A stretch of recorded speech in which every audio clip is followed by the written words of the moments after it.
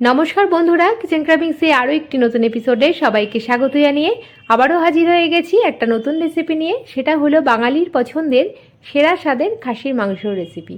যদি ধোঁয়া ওঠা ভাতের সাথে এরকম একটা খাসির মাংসের রেসিপি থাকে আলু দিয়ে, তাহলে আর কিচ্ছুই লাগবে না, এক প্লেট ভাত নিমিষে শেষ হয়ে যাবে।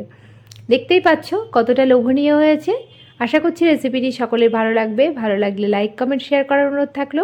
পাশে থাকা বেল আইকনটি প্রেস করে সঙ্গে থাকবে নেক্সট রেসিপি দেখার জন্য। তাহলে দেখে নেওয়া যাক আজকের রেসিপি।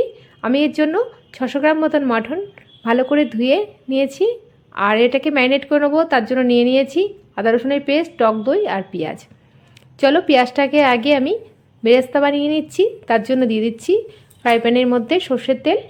তেলটা গরম হলেই আমি পেঁয়াজগুলোকে ভালো করে ফ্রাই করে নেব। একদম গোল্ডেন ব্রাউন কালার করে পেঁয়াজগুলোকে আমি ফ্রাই করে নিচ্ছি। এবার লো টু মিডিয়াম ফ্লেমে পেঁয়াজটা ফ্রাই করে নেব।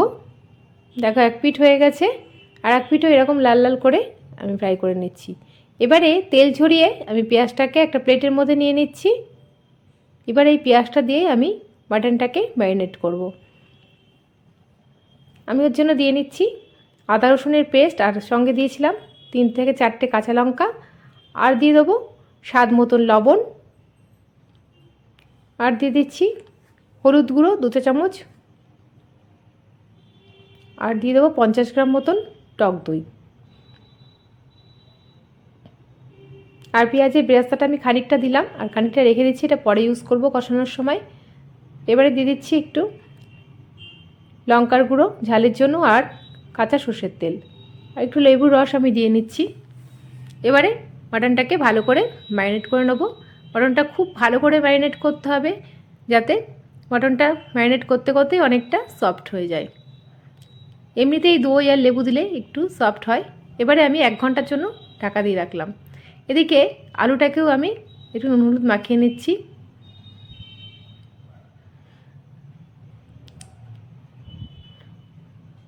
নুন হলুদ মাখিয়ে নিলে আলুর কালারটাও খুব সুন্দর আসে।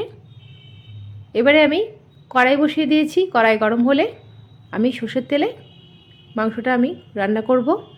এর জন্য আমি সর্ষের তেল দিয়ে ভালো করে গরম করে নিয়েছি, আর তেলটাকে নেড়ে চেড়ে নিয়ে এবারে আলুগুলোকে আমি লাল লাল করে ফ্রাই করে নেব।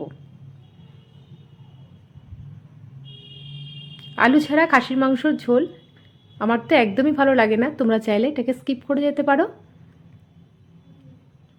দেখো আলুটা ফ্রাই হয়ে গেছে, এক পিঠ হয়ে গেছে। আমি উল্টো পিঠটাও একইভাবে ফ্রাই করে নিচ্ছি। এবারে আলুটাকে আমি তুলে নিচ্ছি একটা প্লেটের মধ্যে। এখন আমি এই তেলের মধ্যেই ফোড়নে দিয়ে দিচ্ছি গোটা জিরে, এলাচ, লবঙ্গ, দারচিনি আর 2টো তেজপাতা। এবার এটাকে একটা ফ্লেভার আসা পর্যন্ত 10 থেকে 12 সেকেন্ড আমি নেড়ে নিচ্ছি। সুন্দর একটা ফ্লেভার আসলে এবার আমি ম্যারিনেট করা মাটনটাকে দিয়ে ভালো করে কষিয়ে নেব। আমি কিন্তু এটা 1 ঘন্টা ম্যারিনেট করে রেখেছিলাম। দেখো খুব সুন্দর করে আমি এটাকে কষিয়ে নেব। মাটনটা কষাতে কষাতেই আমি রান্না করব। আর দিয়ে দিচ্ছি এর মধ্যে 1 চামচ জিরের গুঁড়ো, 1 চামচ ধনের গুঁড়ো, আর দিয়ে দেবো একটু কাশ্মীরি লঙ্কার গুঁড়ো কালারের জন্য। ঝালের জন্য আমি লঙ্কার গুঁড়ো আগেই দিয়ে দিয়েছিলাম ম্যারিনেট করার সময়।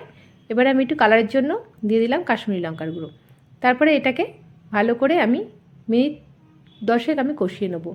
কষাতে কষাতেই আমি একটা টমেটো কেটে রেখেছিলাম, সেটা দিয়ে দিলাম এর মধ্যে। এখন আমি এটাকে পেঁয়াজের যে বেরেস্তাটা একটুখানি ছিল সেটাও আমি এর মধ্যে দিয়ে দিচ্ছি। এই ভেজে রাখা পেঁয়াজের বেরেস্তাটা দিয়ে মাংসটা কষালে খুবই সুন্দর হয় খেতে। তোমরা একবার এইভাবে রান্না করে দেখবে, অসাধারণ লাগে।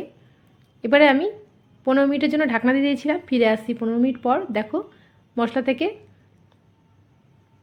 তেল ছেড়ে দিয়েছে, খুব সুন্দর কষানো হয়ে গেছে, দারুণ একটা ফ্লেভার এসেছে। আর একটু ভালো করে আমি নেড়ে চেড়ে নিচ্ছি।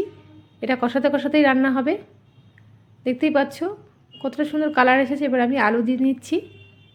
আলু দিয়ে আর মাটনটাকে দিয়ে ভালো করে আরও 15 মিনিট আমি কষিয়ে নেব।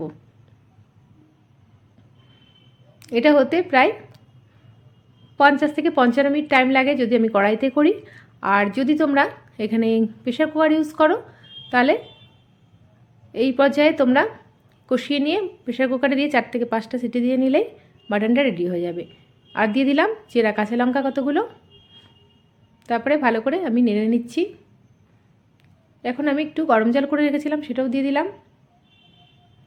তারপরে ভালো করে নেড়ে চেড়ে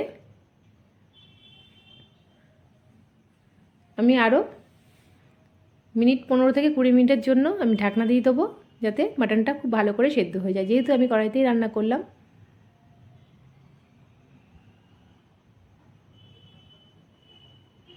ফিরে আসছি 20 মিনিট পর। লো টু মিডিয়াম ফ্লেমে আমি এটাকে পুরো কষিয়ে নিয়ে আমি এটা রেডি করে নিলাম। ঝিমে আছে, এই আলুগুলোকেও আমি সেদ্ধ হতে দিয়েছিলাম। আর উপর থেকে দিয়ে দিচ্ছি একটু শাহি গরম মশলা। তারপরে ভালো করে নেড়ে চেড়ে এবার আমি ঢাকনা দিয়ে রাখবো 5 মিনিট স্ট্যান্ডিং টাইমে।